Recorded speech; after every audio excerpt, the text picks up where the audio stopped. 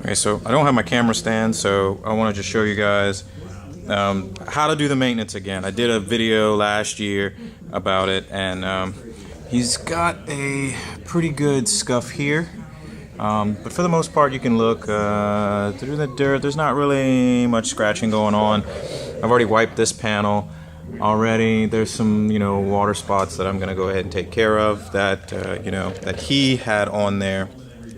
That I've gathered.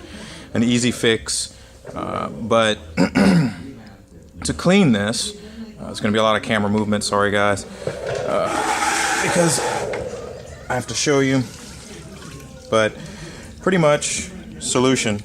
It's the stuff that I give my clients that get coated vehicles. I give it to them for free at the start, and there's my rag. So just to demonstrate, we're going to just wipe side to side,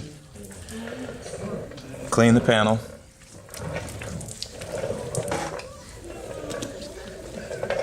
and usually I wouldn't do the bottom below the body line until last, but I'm confident that I've not scratched this vehicle at all.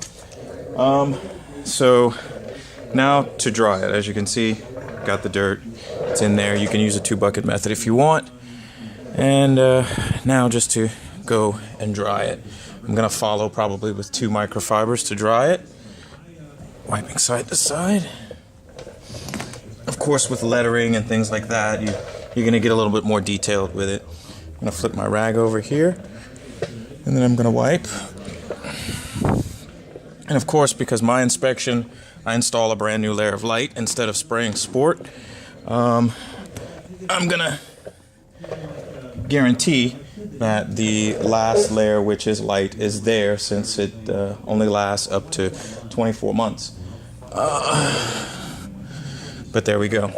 Another towel. So now we can look, so we can see the condition of the actual clear coat.